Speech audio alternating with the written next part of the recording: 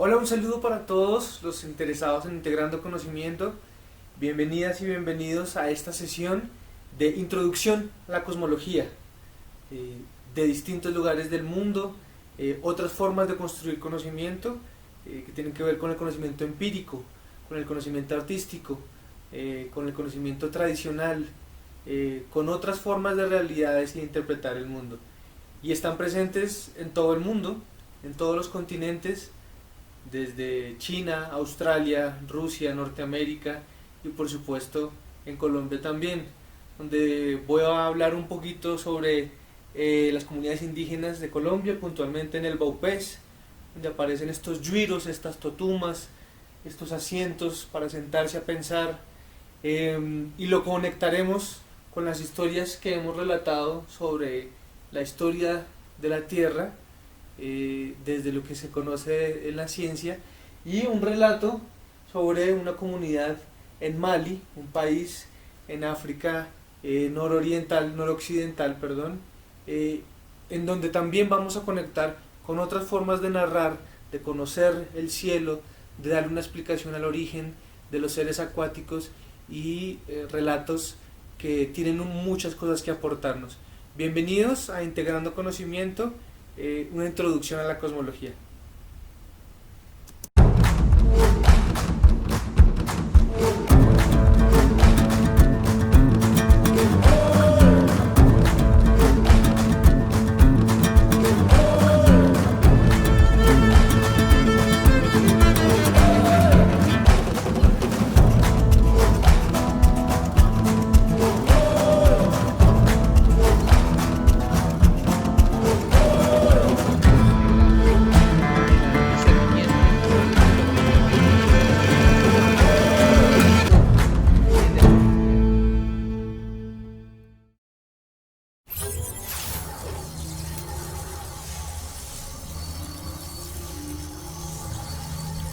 Bueno, en el día de hoy, como les decía, una introducción a la cosmología, al pensamiento ecológico tradicional, indígena o nativo de un territorio.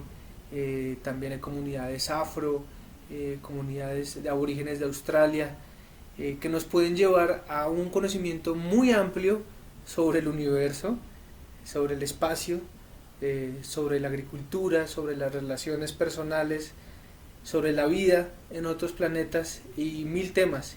Y pues queremos hacer una introducción aquí en esta sesión.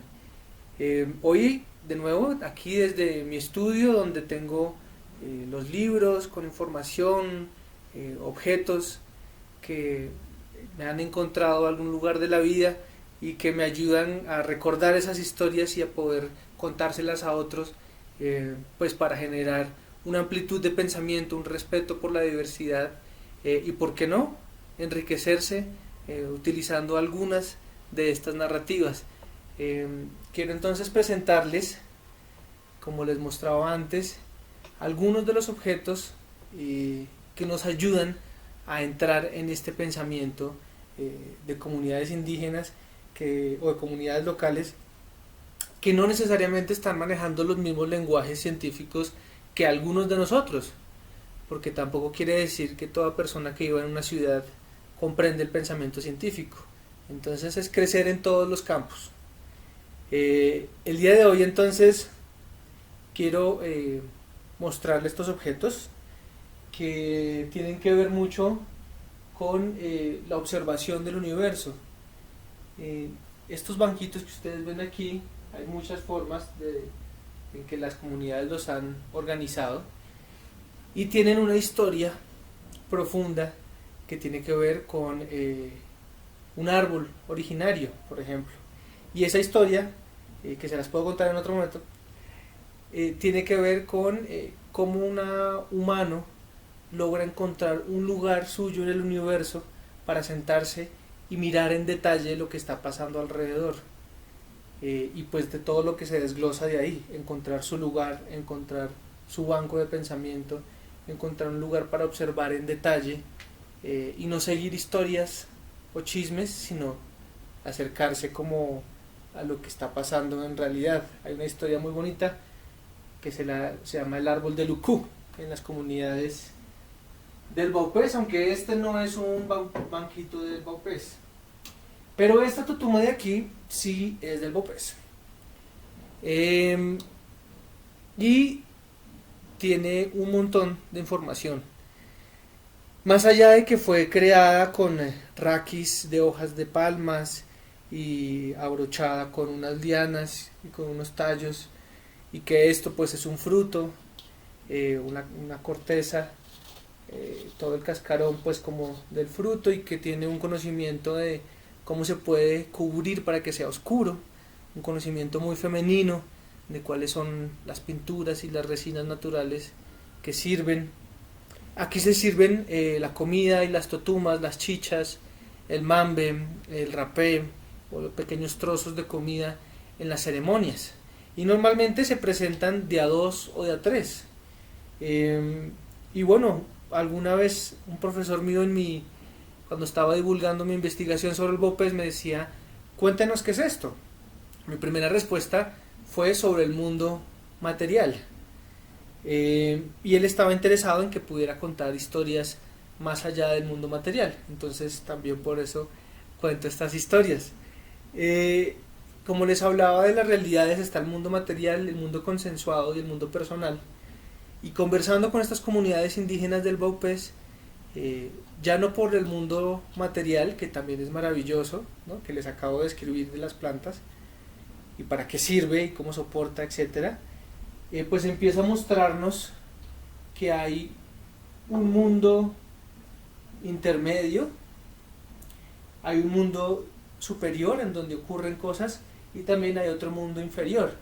Entonces ahí ya nos muestra una aproximación a una tríada o a tres formas de categorizar el mundo para estas comunidades indígenas, dichos con palabras muy cercanas a las que ellos, como ellos me las explicaban.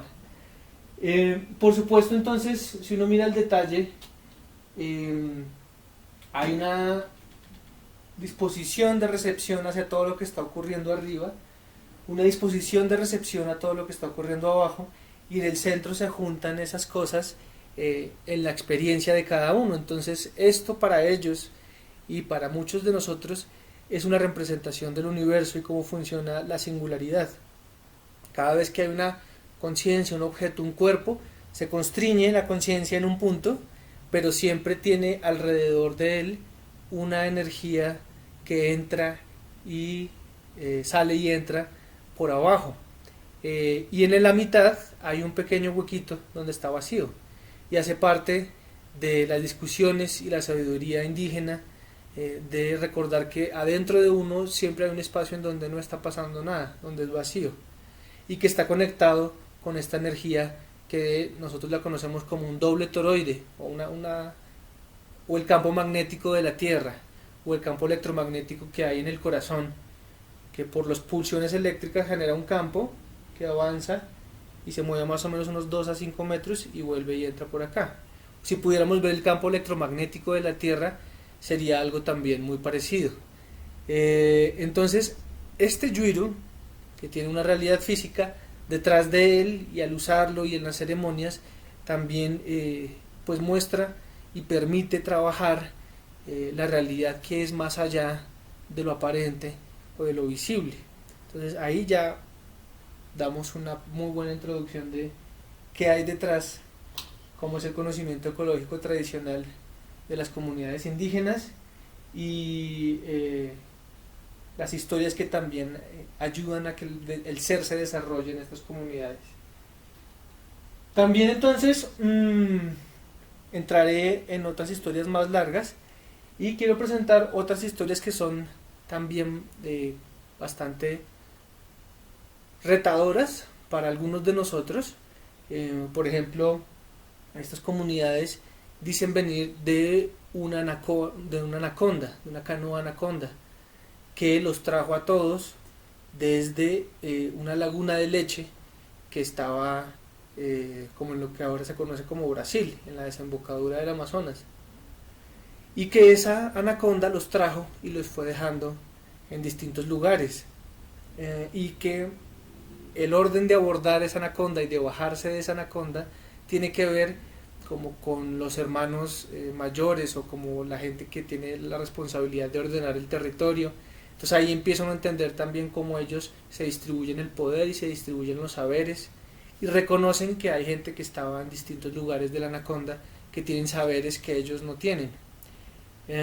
Y eso es algo que afecta su comportamiento en la vida real, en el sentido de las acciones. Las discusiones de si esto ocurrió o no pueden ser interesantes o no, pero las quiero dejar para otro momento, sino simplemente quedarnos con ese relato. Este relato de la canoa anaconda viene muchísimo después de otras narraciones temporales sobre cuando en la tierra no había vida y era imposible vivir en ella. Entonces las comunidades indígenas del Vaupés cuentan historias que reconocen este flujo y esta pulsión por la vida en la tierra y después la aparición del humano.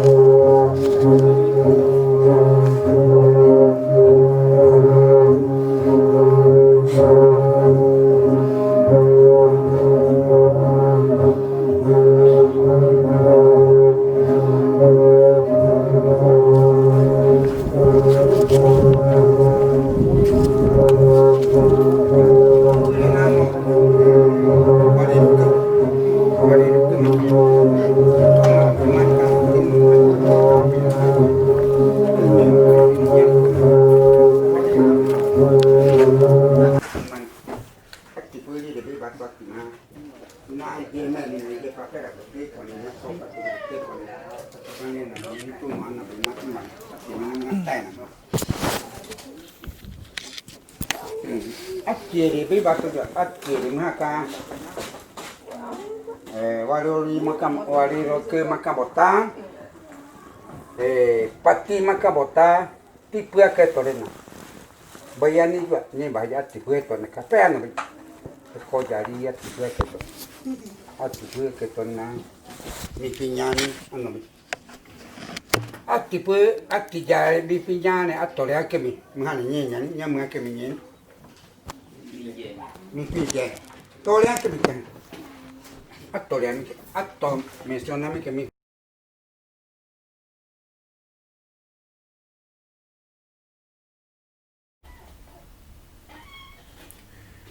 Bueno, y entonces estas historias que nos traen una gran enseñanza de la capacidad de memoria que tienen las comunidades indígenas, como esta que escucharon ustedes, capacidades artísticas para tocar esas flautas, atléticas también y de resistencia, 3 días haciendo eso mientras está danzando, consumiendo plantas, y alguien que está sentado contando la historia, que es casi que un GPS recorriendo todos los lugares que ellos conocen y por donde transcurrió la canoa anaconda, pues lo deja uno bastante asombrado, con un respeto profundo por su conocimiento y con muchísimas ganas de conocer más. Quisiera poner un tema que es controversial, que también es interesante y que también nos ayuda como a ir un poquito más hacia allá dentro de estos encuentros de formas de conocimiento, y tiene que ver con las comunidades africanas. Y la forma de entrada desde el mundo occidental fue un etnólogo como de la época moderna francesa que se llamaba Marcel Griol, que hizo unas expediciones muy interesantes desde 1931 como al 33. Trabajó en Mali, un país en África noroccidental, donde conoció a los Dogon, y que compartió tanto con ellos que cuando murió lo enterraron inclusive con los ritos dogones, o sea, como una interacción bien profunda que es la que a uno le suelen dar allá en las comunidades en general, que lo reciben, le dan un nombre, hay algún padrino cultural que lo coge a uno y le enseña y pues le cuenta secretos y conocimientos muy particulares, como si uno estuviera entrenándose para ser también un sabedor en su camino. Y bueno, esas experiencias son muy hermosas.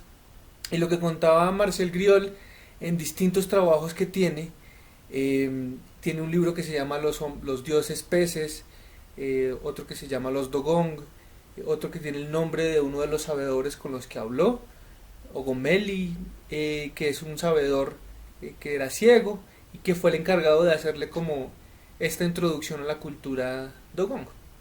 Y dentro de lo que uno hace cuando uno encuentra una cultura indígena y tiene a alguien que se sienta a hablar con uno, es preguntarle de todo, ¿no? Venga, ¿y qué comen? ¿Y por qué esto? ¿Y a qué sabe esto? ¿Y por qué usted habla así? ¿Y por qué construyeron la casa así? ¿No? Como la habitación, con quién se casan, mil cosas, ¿no? Se puede uno ir por mil lados. Y dentro de esas narraciones cuenta Marcel Griol que hablando de la agricultura y de la arquitectura de las casas Dogón, y que van a ver ahorita en unas imágenes, él empezó a contar que ellos aprendieron a cultivar de las mismas personas que les enseñaron sobre las estrellas, porque ellos venían de una estrella, lo cual dejó a Marcel Griol bastante sorprendido, porque desde nuestra narrativa, o desde algunos de nosotros de nuestra narrativa, no estamos totalmente seguros que haya alguien en otro planeta. Pero entonces los Dogon lo cuentan así y muchas otras tradiciones lo cuentan así. Aprendimos de unos seres que venían de esa estrella y nos contaron que no era una, sino que eran dos, y cuando ellos bajaron se metieron al agua y son como gente mitad pez, mitad humano.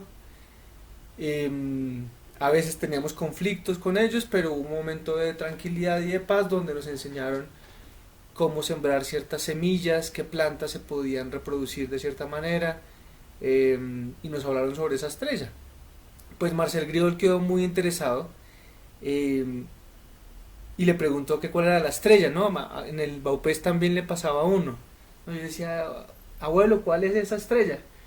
Y él me decía, esa es Ñamicanimame. Y yo, ¿qué? Pues en tucano. Entonces él me decía, Ñamicanimame, que es la estrella de la mañana, el lucero de la mañana, y me empezaba a escribir, y yo pues al verla dije, bueno, esa es Venus, la que nosotros conocemos como Venus. Y a veces en ciertas conversaciones le contaba que desde lo que yo conozco eso era un planeta. Bueno, y ahí llegábamos a veces a ciertos encuentros muy interesantes. Entonces en esas conversaciones Marcel Griol le dijo, esa es Sirio, y durante muchos años nosotros sabíamos, pues nosotros refiriéndose a los astrónomos que estudiaban en esa época en Europa, les tomó muchos años descubrir que eran dos estrellas, porque una es tan brillante, Sirio, que opaca otra estrella que la acompaña, que es Sirio B. Esta estrella es muy fácil de ver y es descrita por muchas culturas por lo conspicua que es, porque brilla un montón en el cielo, es de las que más brilla, y a la luz del ojo pues solo se ve una.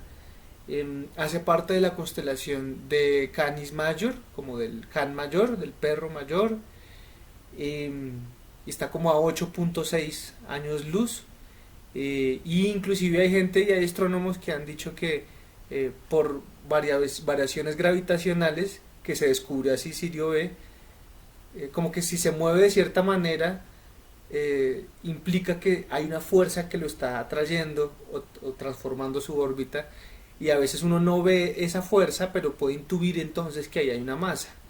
Entonces así fue que descubrieron Sirio B también, y se intuye que hay de pronto un Sirio C. Entonces queda la conversación pues muy interesante, no solo porque rompía las estructuras del conocimiento propio, sino porque por sí mismas son naturalezas e historias muy interesantes. Y es para los Dogon, gran parte de su conocimiento proviene de una civilización que habita en esta zona de Sirio, que bajaron y se integraron a la vida en sus ríos y se les conoce como los dioses peces, y habitan en esos ríos desde ese entonces. De manera muy curiosa también, probablemente viene de ahí el nombre de los manatís. Entonces ahí conectamos con la historia de los mamíferos al agua. Los manatís en África no tienen la cola como una pala, como la del castor, por ejemplo. La tienen como la de un delfín, como la de una sirena. Entonces es como más fuerte esa correlación entre un mamífero que tiene cola de sirena, que es muy interesante. En este caso no es un cetáceo, sino es un sirénido dentro de nuestra categorización. Y a los sirénidos allá les dicen dugong. Entonces muy probablemente hay una historia totalmente correlacionada entre esos. Probablemente todas pasaron, que no sabemos en qué época, pues los invito a que estudien los artículos y los libros que hay de Marcel Griol. Hay unos documentos muy interesantes en el Museo del Hombre en París, y hay varios libros que uno puede acceder y conocer a los Dogon y no sé qué, y es una historia fascinante. Entonces para los Dogon esta historia es así: ellos aprendieron de una gente que vino de Sirio y se metió al agua. Entonces ahí quedamos con dos grandes historias, una africana y otra suramericana.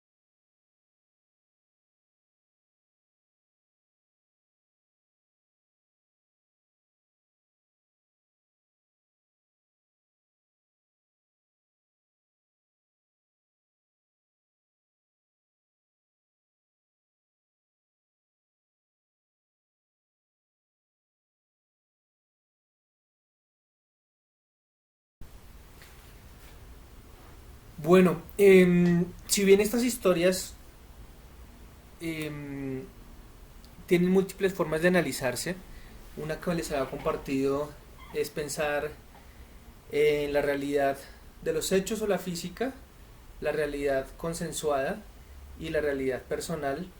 Lo puede uno llevar a analizar de distintas maneras, los relatos con los que uno se encuentra con distintas personas y con distintas civilizaciones que tienen toda una distinta experiencia. Eh, es bien posible que las comunidades africanas en Mali tuvieran influencias culturales del antiguo Egipto, y que también hubieran aprendido de ellos directamente, o que inclusive hubieran tenido apropiaciones de sus leyendas y de su mitología y de su cosmología. Entonces mi propuesta aquí no es discutir tanto si es cierto o no que los dioses peces existen y en verdad vinieron de Sirio, aunque esto es una realidad para la gente de Ogong, y para otra gente aquí en Colombia y en el mundo, sino presentar esa conversación que hay ahí. Eh, Fíjense que cuando yo viví en el Baupés, tuvimos conversaciones también con los abuelos sabedores, y había algo muy particular, y ellos creían todo lo que yo les decía. No había esta postura de mirar si estoy diciendo yo la verdad, sino siempre creían en lo que yo decía y intentaban entenderlo en su mundo. Entonces, por ejemplo, yo les hablaba sobre el final que va a tener la Tierra cuando el Sol estalle, y se asustaron en un principio. Se asustaron, dijeron como, pucha, ¿cómo así? ¿Pero esto cuándo va a pasar? y se tranquilizaron cuando les dije que esto iba a pasar dentro de mucho tiempo. Em, por supuesto ahí la filosofía y la antropología tienen muchísimo que decir.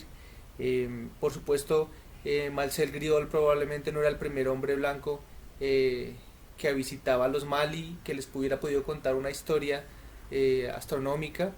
Los misioneros, por supuesto, visitaron antes estas comunidades, y es posible que también les haya enseñado algo y que ellos repitieran lo que aprendieron antes. Pero como esta historia, que es un ejemplo de otras que voy a presentar en otras sesiones, es la complejidad y la oportunidad de aprender de otras formas de conocimiento. Por ejemplo, sabemos que hasta cierto punto estudiar y desglosar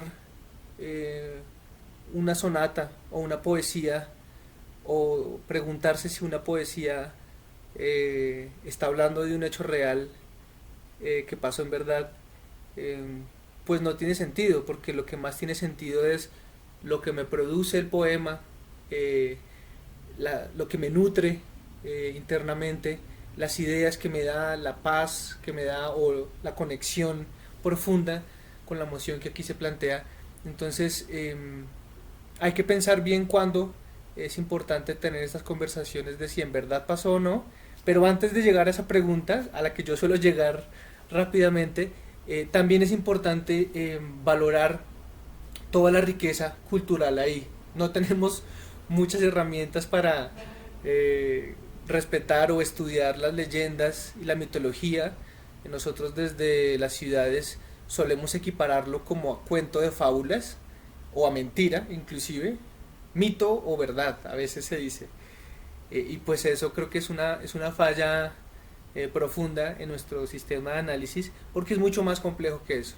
Ya hemos comprobado, ahí sí, cómo muchas historias indígenas en verdad ocurrieron, eh, sobre especies que se desconocen, sobre en qué dirección corría el río Amazonas, por ejemplo.